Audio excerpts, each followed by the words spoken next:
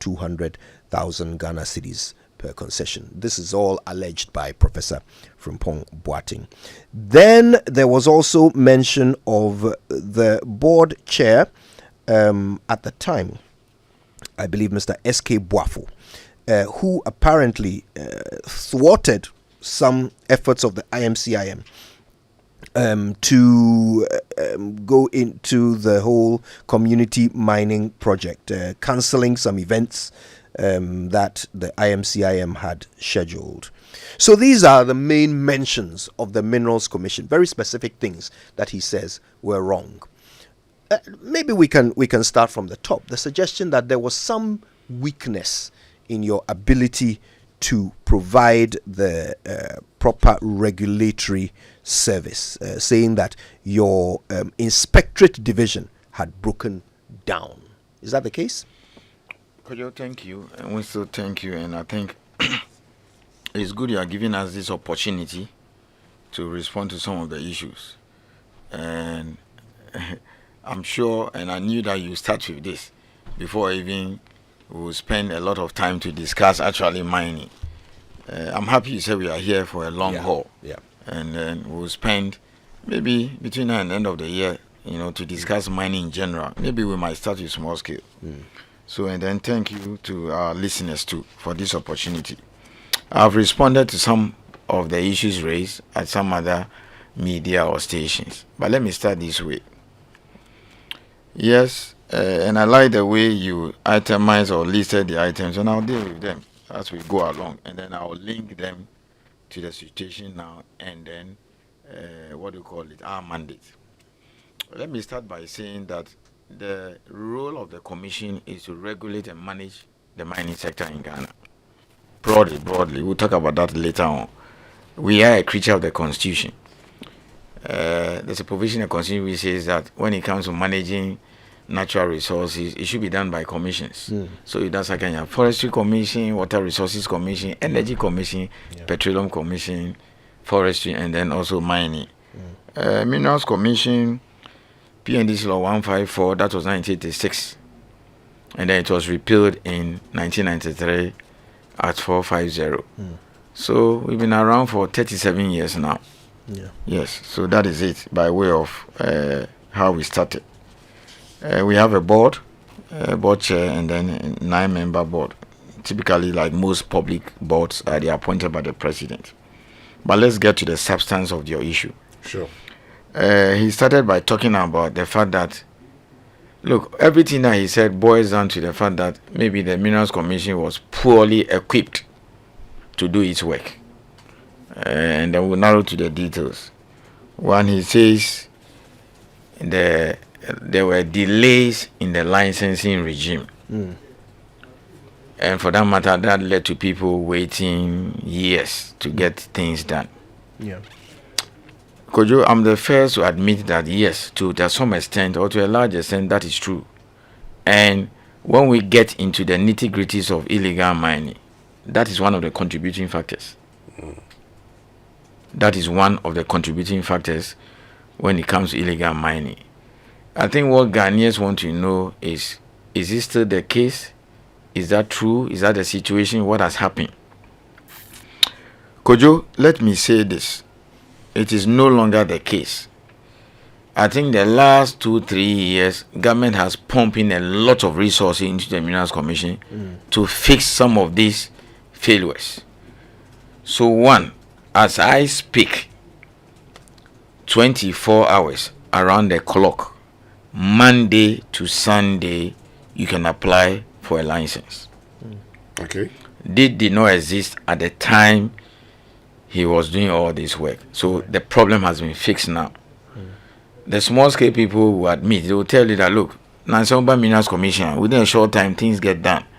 So I am very proud that, unlike other public institutions, you can apply for licenses on weekends, Saturday, Sunday, online.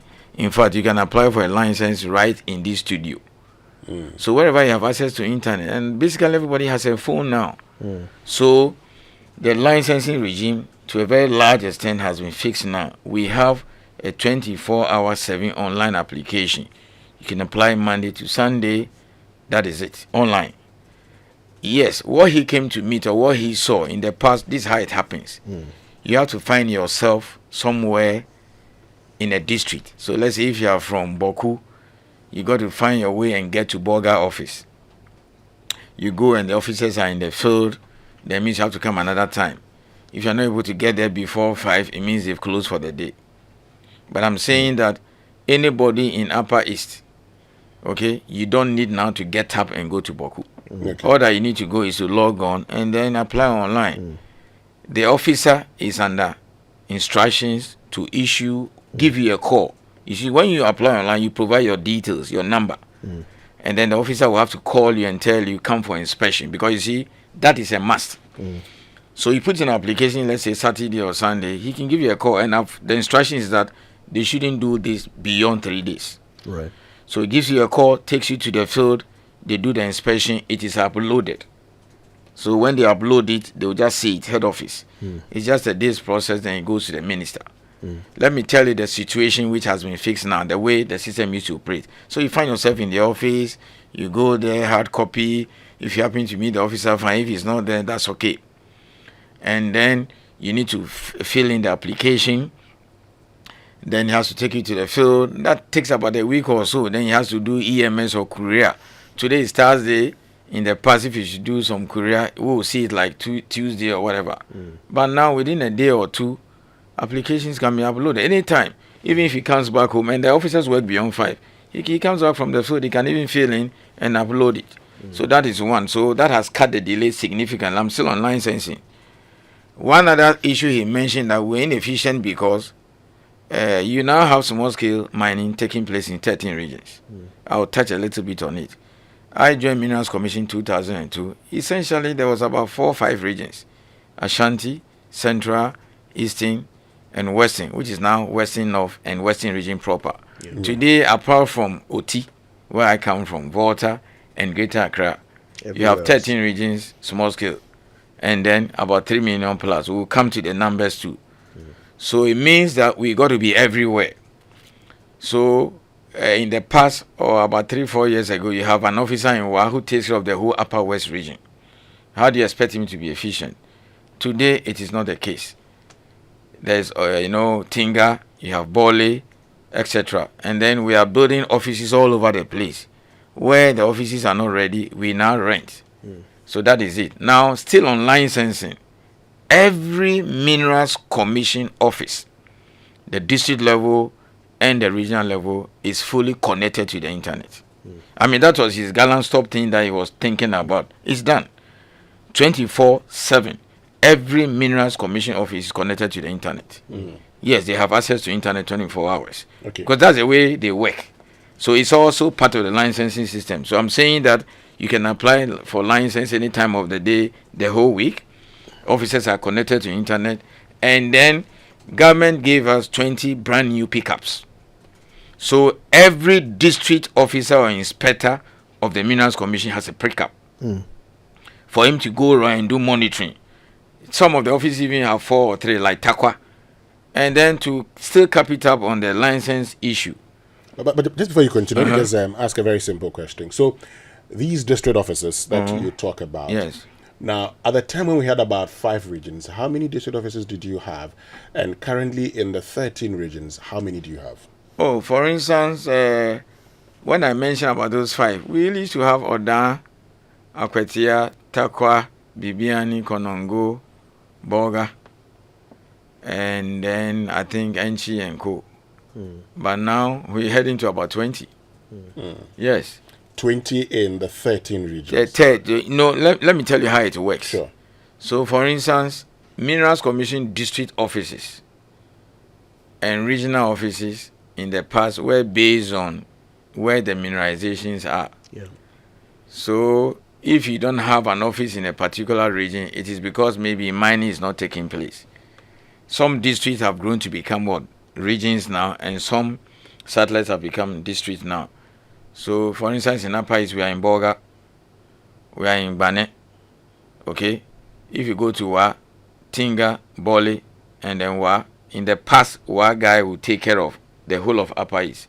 So we are creating more offices. We are building new regional offices. We used to have about 4 or 5 regions.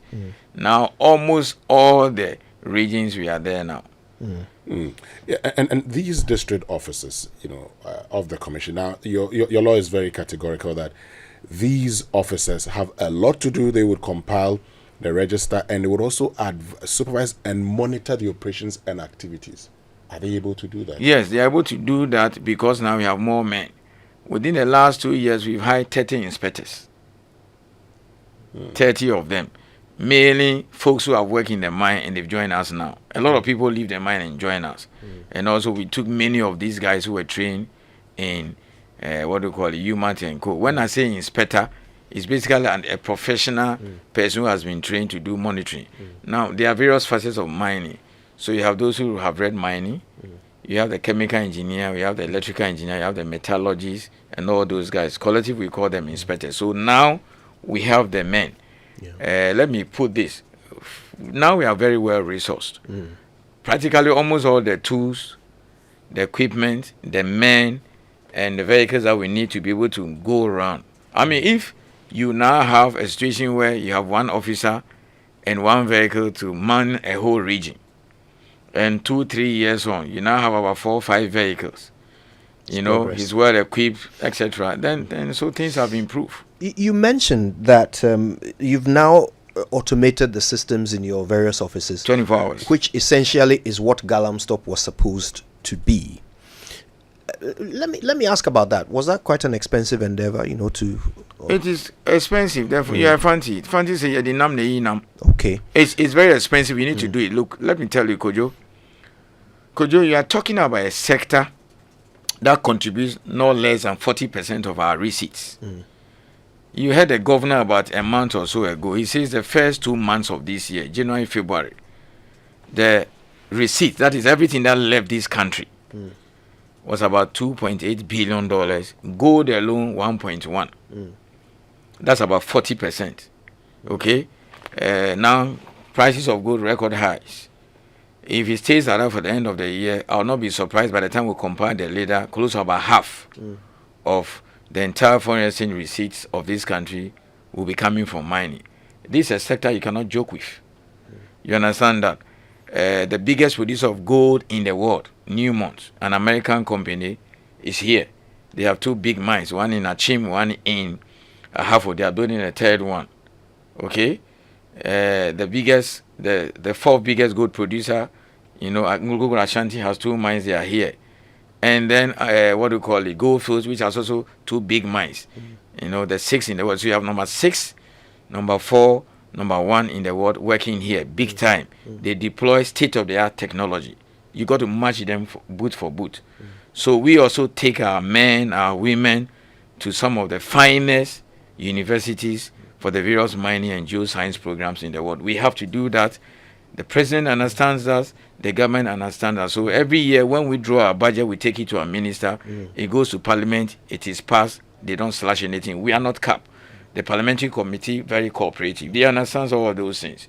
This year, we're getting 18 pickups. So if you add it, that's about 38 now. So I have the vehicles for the men or the inspectors to go around. Right.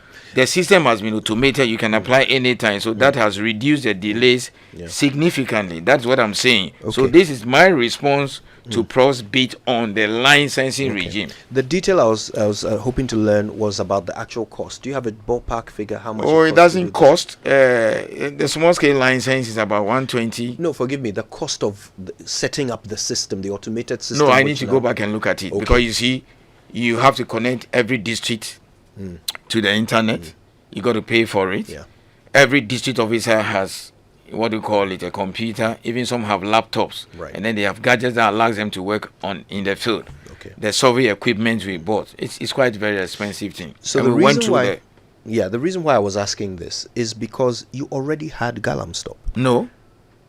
Galamsey was not created. Having dealt with the licensing regime, let me put this in context. You see, interministerial is not a ministry. You need to understand that when the president set up the interministerial committee, he was very clear in his mind what he wanted to be done. what is the issue or what was the issue then. The causes of galamsey, which I'll come to if we are not able to do it today in the next segment, because I said we are hearing for a long haul, are multifaceted. Some chiefs are involved. I mean, all kinds of people are doing it. And then the impacts cut across just the regulatory body. Okay? So the president is winner. And then there are also security implications. People are now carrying guns. Our officers are not allowed to carry guns. Okay? So if you cite or have evidence of somebody doing illegal mining, carrying guns, it means that you need to inform the appropriate security apparatus to go and arrest them. At best, you can only pass on intelligence. So that's why it is multifaceted.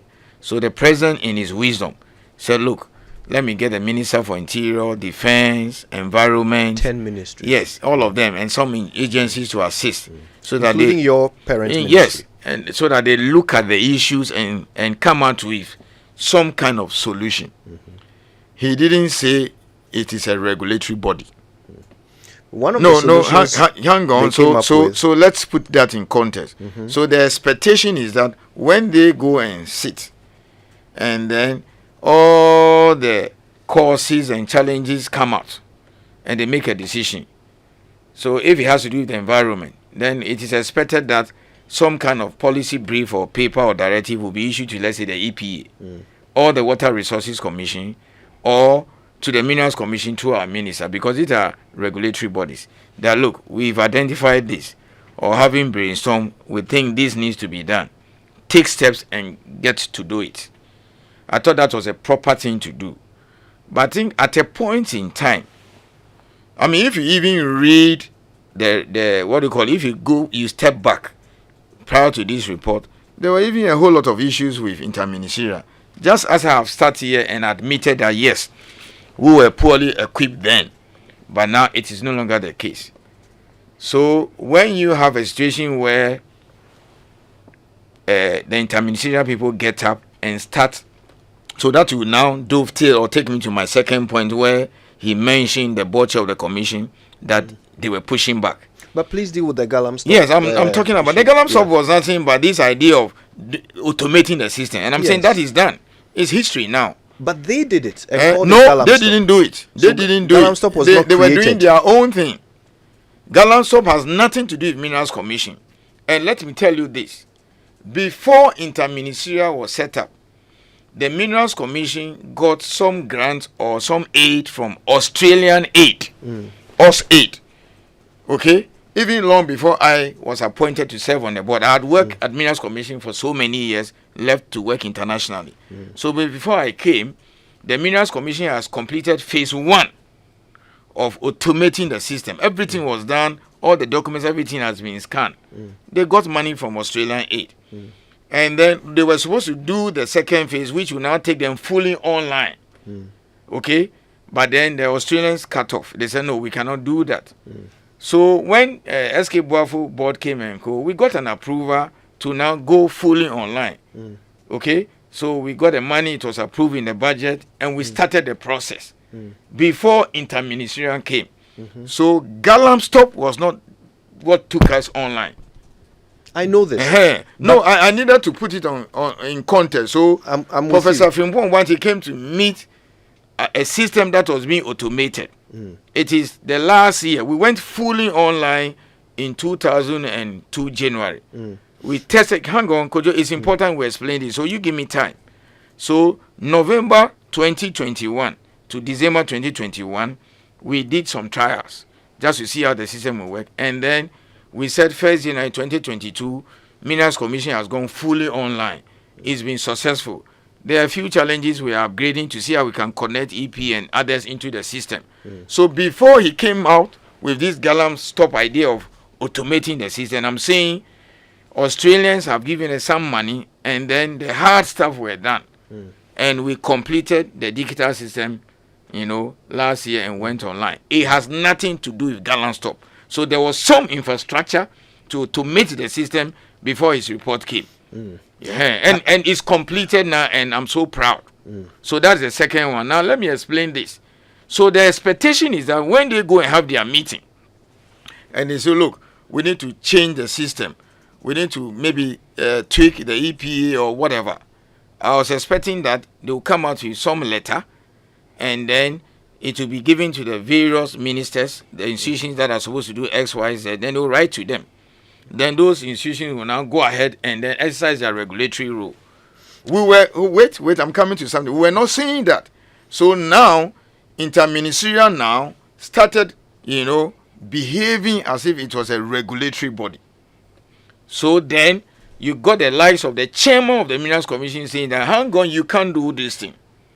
So when he said that SK Buafo was not cooperative, the chair of the Minerals Commission that was a bit hostile, this was a genesis of it. Because you see, they started launching community mining schemes. Interministerial didn't have the power to launch community mining. What the appropriate thing they should have done was that we've come out with a government policy of community mining, which we are now doing beautifully. It's something we'll discuss later in the next segment. They were supposed to then write to the minister and say that, please, Minerals Commission, take the appropriate steps and then action this. I want us to go step by Wait, and I'll tell step. you. It's you give me time and let me explain. Then I'll pause.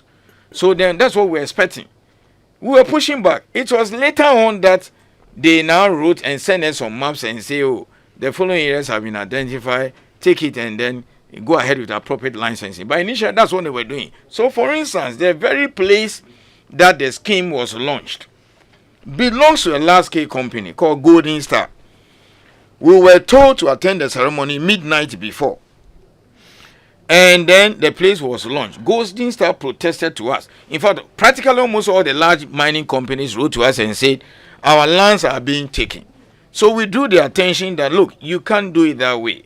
If you have identified some place that you think that it should be given to a small-scale miners to do community mining, the best thing was that we get the coordinates, we run it to our system. Where it is free, we go ahead. Where it is not free, we have a discussion with the mining companies. All these things were not being done. We're getting a lot of protests from the mining companies. Yeah. So then the board chairman said, you can't do that. So if how things are going to work, we cannot work with you. Okay. Today, Kojo, let me wrap up on this. Today, about 80% of the areas we are giving out properly under the community mining scheme are areas that were voluntarily given to us by a large company. You understand? Because if you go and launch a community mining site, it has to be anchored in law. Okay, every area that somebody is allowed to work lawfully, the person must get some form of authorization, approval, or permit. Interministerial had no power to do that. Right. You have to defer to the appropriate regulatory body. So if you don't do that, you expect a pushback. So that is why he put in a report that he was facing a lot of hostility from the chair of the Minerals Commission. Okay. The man was only standing his ground. He was saying, look, you got to work with us. Right. Not to take our powers. I want us to go back to the galamsey issue because that's where I was seeking the clarification. Because let's be fair, your parent ministry, the Ministry of Lands and Natural Resources, is part of the IMCIM. Yes. So anything that is being done there, your parent ministry is part of it. If I may just ask the question. Okay. So when galamsey was created by the IMCIM, it was a creation partly of your own parent ministry. What was the reason why the Minerals Commission did not adopt galamsey, since it was what you were working towards anyway? Why did you not adopt it? Was there a reason why galamsey was not taken up by the Minerals Commission? Two things. The entire galamsey idea was to automate the system.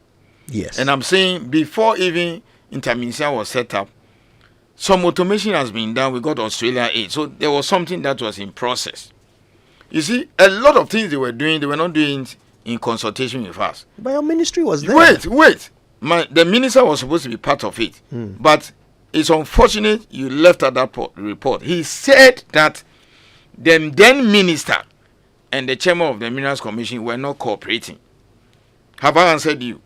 I don't want to go into. Why were they not cooperating? I don't want part to go of the thing. Listen, so I've explained to you why the chair of the Minerals Commission was not cooperating. He was not cooperating because he thinks that when you go and sit down and then you agree on something, okay, you write to the minister, and then the minister will now instruct the Minerals Commission and say, we have agreed to do X, Y, Z as part of the attempts or measures to deal with illegal mining. So Minerals Commission take the appropriate steps and get XYZ done. That is not what they were doing. Is that a good So reason they to were throw running, out- they were doing beautiful ideas, but then when it comes to implementation, which they were not supposed to do, they were doing it. But is that a good reason to throw out a No, perfectly it is good not system? No, because unless you see, there were because problems with if it. he had done his consultations properly, okay, they were inviting us to the meeting. At a point in time when the large-scale mining companies were complaining that they were taking their lands for mining, okay, we took the entire mining cadastre, which we have in Ghana there, to interministerial and told them that, look, these are the areas with concessions and these are not the areas with concessions. If you want to go and do X, Y, Z, you need to run it by us so that we check with the cadastre. We're getting those complaints. Do you understand? So he has said in his report that the minister was hostile, the then minister. The minister was not being cooperative. That has answered you. Because the minister has realized that many of the things that he was doing were outside his remit. If you go and sit down and take a decision and say, we got to introduce community mining to allow persons in the community to do it, it means that he should have now written to the Minister for Lands and Natural Resources and say that pursuant to our decision at interministerial, where you are also present, the following has been agreed. Please, we are informing you. And then the minister will now write to Minerals Commission and say, this is something you have agreed on. Take the appropriate steps. Then we'll now have to decide what type of authorization, approval, or license do we give them? How do we monitor them? But you don't go and launch a community mining site, which is not anchored on any law, no document, no. What were you giving them? Small scale license. It has to be done at Minerals Commission and recommended to the minister. That was not the case. They were not doing that. So, and you don't expect Minerals Commission officers to go and monitor an operation which has not gone through the lawful process. Okay. So these were some of the teething challenges that we were having. And he was not appreciating this thing. Right. So he stated categorically that he faced a lot of hostility from the minister and Minerals Commission. Our guest this morning is Martin Ayisi, Chief Executive Officer of the Minerals Commission. We're already learning quite a lot about what was happening behind the scenes of the Interministerial Committee on Illegal Mining. Why Professor Frimpong Boateng described their relationship as so contentious. We're learning all the details. So let's continue with the conversation with Martin Ayisi, who is CEO of the Minerals Commission. Just a bit of a clarification. So the Galam stop, the IMCIM set a Galam stop up, right? They did it. Yeah, they started. Wilson and Kojo, let me explain this once and for all. I started by saying in my introductory remarks that the president was clear in his mind when interministerial was set up. Why upsurge in galamsey and then the reports he gets and the briefings he gets shows that, look, the thing is hydra-headed, multifaceted. All kinds of things are involved. So it's just beyond MINCOM and the ministry responsible to regulate mining or manage mineral resources. So he brought together, Water Resources Commission, because it's all about water there. The minister then, Asuma Cheremi, now illegal miners are well armed, so the interior was there, defense, they were all there. The whole idea is to see, look, how do we deal with this illegal mining thing? This canker called illegal mining that is basically swallowing up this country. Yeah. Let's put that in context. Sure. So their remit was clear. Come out with how to deal and resolve illegal mining. So that's one. Two, but remember that at all material times, there are institutions that have been set up by law. So let me just run by you the mandate of the IMCI. We'll get to the Galam topic, but it says strengthen the existing stakeholder agencies that are related to artisanal and small-scale mining sector. That's Minerals Commission, Environmental Protection Agency, Water Resources Commission, and Forestry Commission. You agree with that? Yes, I agree with that. Ensure that these agencies enforce the existing laws that are related to artisanal and small-scale mining sector. That's true? Yes. Set up ad hoc district mining committees whose functions are to coordinate the various activities of the ministries that constitute the IMCIM. You agree with that too? Okay. Not that I agree with that. These were the things that they were supposed to do. Okay. So let me move on. Vet and verify legally registered artisanal and small-scale mining companies and to regularize any discrepancies where possible. sanitize and regularize small-scale mining activities in the various mining districts to ensure that miners work within the legal framework, train artisanal and small-scale miners in sustainable mining and mineral processing practices, and reclaim degraded land and restore impacted water bodies, and coordinate activities related to alternative livelihoods for the youth, especially illegal miners in the various mining. Winston and Kojo, I am so glad you read the mandate of the interministerial body. Yes. Nowhere did the president say issue licenses. I'm coming. So you see, we consistently were drawing the attention to the fact that yes, we were supposed to do all these things. And remember, it's a ministerial body. It didn't say issue license. It said take steps to strengthen the various regulatory bodies. But did they issue licenses? No, wait. When you go and launch committee man, what are you doing? Are they not launch under what law? Are they not vetting and verifying? Kojo, we'll come to that. You are see, they not sanitizing and regularizing small-scale mining? Is that not what they are doing? The repository of mining data in Ghana here is a Minerals Commission. Everything that you need to know about mining, who owns what, the information, beneficial ownership, who is doing what, is with the Minerals Commission. So when interministerial was set up, they requested for all this and we gave it to them. Do you understand that? So they verify, check some of all these things, and then they make sure that, look, the licenses are going to people or the right people. Now, if you are told that take steps, among others, to strengthen the regulatory body, EPA, Water Resources and Co., Minerals Commission, and all those things, and some of the things you saw is that they are not properly equipped and co. We're supposed to make sure that we get the cars. We put men on the ground. We hire we procure equipment to do their work. If you say make sure that people are issued with license and all those, and you make that decision, that information is supposed to be passed on to the Minerals Commission through our minister. You understand that? And then we go through the whole process and we do it. You don't set up galamsey at your secretariat. If you want to strengthen Minerals Commission, simply because you found out that there are delays, and then people take years to get their license. That is why they go and start to work. So the commission needs to be strengthened. We need to automate the system, hence galamsey. What do? The infrastructure has to be set up at the Minerals Commission. So because interministerial is not a regulatory body. Okay? So yes. The reason why you cars, for example, a lot of vehicles were bought. We have never seen them up to today. Drones were purchased. We've never seen them. So hold on a second. So you're admitting that while galamsey was set up, it was not set up within the institution that should have it, but it was set up by the IMCIM at its secretariat, hence making it difficult for you to fully sign on to it. Kojo and Wilson, let me explain this properly. There is a regulatory body.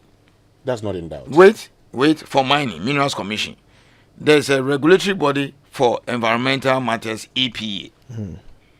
You understand that? There was no coordination between the Minerals Commission and interministerial because of the way they went about it. Because the way they went about their processes. Look, it is on record, for example, that DCEs were telling us that they were told that when it comes to community mining, it has nothing to do with Minerals Commission. These were the kind of things that, brought SK Boafo and Co. into the fray. You understand that? Even interministerial did not even know the difference between community mining and small scale. So clearly they were teething problems. If they are sat down with us, they will realize that, look, we had started the automation process. So all that they needed to do was that, galamsey, complete it. Do X, Y, Z. What computers do you need? What do you need and all those things? And then the infrastructure will be set up at the Minerals Commission. But our case then was that you don't, if they understood their mandate very well, turn into an interministerial, into a regulatory body. Because you see, if you want to strengthen ASM, small scale mining, and make sure that people get licenses and all those things. Interministerial had no authority or power Let me to read something to issue you. any approval for somebody to go and work. You can only do that through Minerals Commission and the ministry responsible. Let me read something. It says Galamstop integrates with existing platforms from other agencies, therefore making data synchronization seamless. This integration also helps users of Galamstop to see the status of permits applied for by companies and individuals from other agencies like EPA, Water Resources Commission, Forestry Commission, Minerals Commission, and all. Winston, two quick responses. One, it was a process Minerals Commission started long before even he became minister. So he just completed your process No, for you? no. We started the process long before he became even a minister, and let alone. And he did another process? Wait, yes, and that's where he got it all wrong. You But understand couldn't you that? have used that other process? No, now that he had finished? there was an infrastructure, and that's how we waste, if you like, public funds. There was some infrastructure. Wait, no. There was no, because we had told them that there was some infrastructure in place, so let's build on it. You don't go and create another system in interministerial. So Galamstop did not build on your existing system. Galamstop did not build in the existing system. But at that point, the only thing you had done was you had put your paper documents onto. You need to digitizing the records. Yeah. Get equipment, train staff, etc. So you were doing that. We were far ahead. So Galamstop, what we completed in 2001 was now to get all the online system and fully take us online. So Galamstop did not link to what you had done. There was no linkage. So let me tell you what they should have done. So when they sat down and then they had us, another institution, they realized that, there were delays in the licensing process simply because it was paper-based. Okay? So what do? Automate the system. What do you call it? Go digital. So what is Minerals Commission? What infrastructure do you have? We've done these things already under US 8. We need to build on it. You don't go and set up a power structure and then access to bring all the licenses that you put into your system. You don't get up and go and identify areas on your own and start community mining scheme. For cost saving, couldn't you have then come together to do this? Because watch this carefully. Because you then ended up spending money to create. We didn't do it, and then you needed to understand our system. We didn't do it. We consistently insisted that there was some infrastructure in place. So let's build on it. And as I speak to you now, our system can be connected to EPA, Water Resources, even GRA. You don't use the Galamstop. Galamstop. We did not develop Galamstop. We had a system. We had a system we were developing. Do you understand that? And then at a point in time, there are quite a lot of drones.